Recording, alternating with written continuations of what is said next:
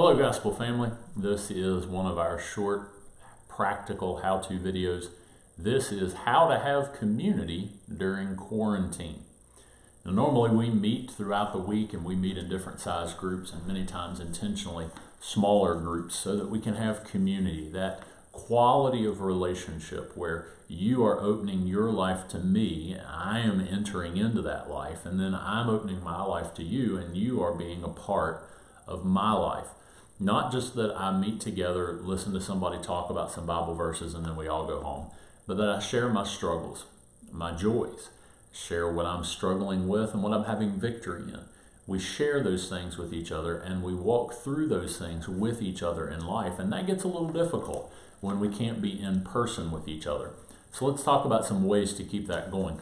Number one, remember, community is about sharing our lives with people and sharing in other people's lives. So while you can't physically be present with somebody, there are some things that we can still do. Make some phone calls. Call people that you would normally interact with on a daily or a weekly basis. If there's a ministry team at church that you help with that ministry and you're not able to see those co-workers and have that, give some of those people a call and check and see how they're doing. If there's people you interact with at work on a regular basis, then call them and check on them, see how they're doing.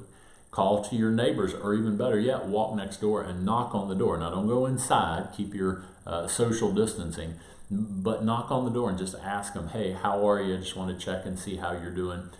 This is a great time to maintain community, but also to begin to build intentionally some relationships that could be potential gospel conversation relationships, where you're sharing Jesus with those people who need it. So stay connected with people, either through being able to go to some neighbors and see those folks, or through using technology. Our phones don't just text. If you have a cell phone, it'll actually call people and you can talk to them live. The reason I say that is we've gotten so used to not talking on the phone that often we don't use it for that ever anymore. Use the phone to actually talk to people, hear their voice, and interact with them. But use other technologies, either on your phone or a tablet or a laptop. There's Zoom, there's FaceTime, there's Google Hangouts. There's lots of free ways to video conference talk to people, and then to even include multiple people in that interaction. You can also check the Gospel Video Verse Challenge group on Facebook. It's set up to be a rotating way for us as families within the church at Gospel to put up a little short video about how our family's doing, share a verse, maybe a prayer request, and then to put that out there for other people to see and to hear how we're doing. One other thing along those lines is don't make community simply a corona checkup. In other words, don't just call and say, hey, are you feeling sick? Me neither, talk to you later. Make it about actually other things that are going on in your life. Now, I realize right now most everything we can trace back to being connected to the things going on with COVID-19. But how about how are you feeling?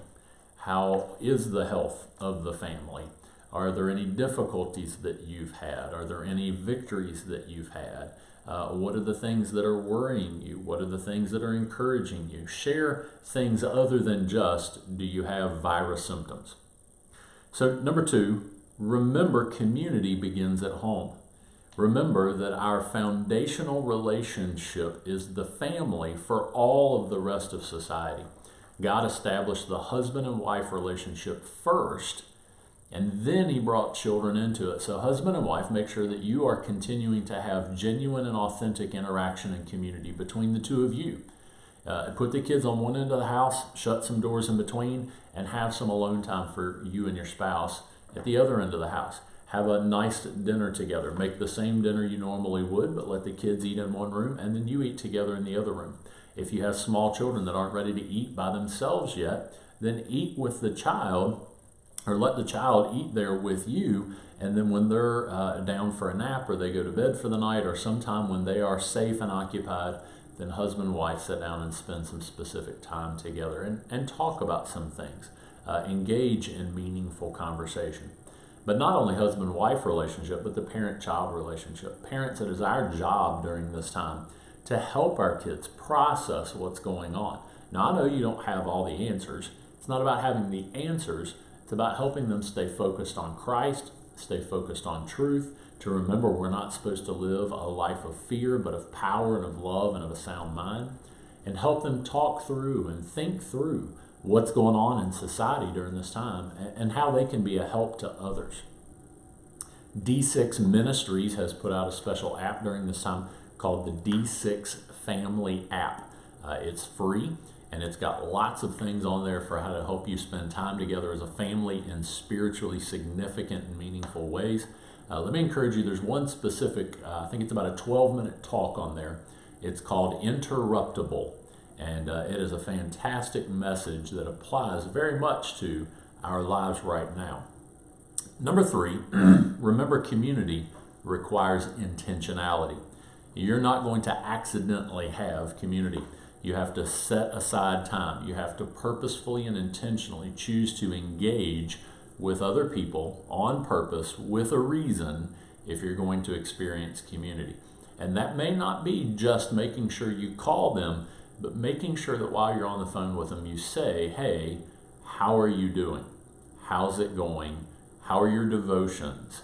How is whatever you know is going on in their life? Make sure and ask questions that probe into how is life, share with me what's going on, but then also to intentionally share with them maybe your struggle or maybe your victory, but somehow opening up your life and bringing them into it, because community is a two-way street. It's a two-directional thing that we engage in. So I hope this has been a help to you, how to maintain and keep community even during the quarantine.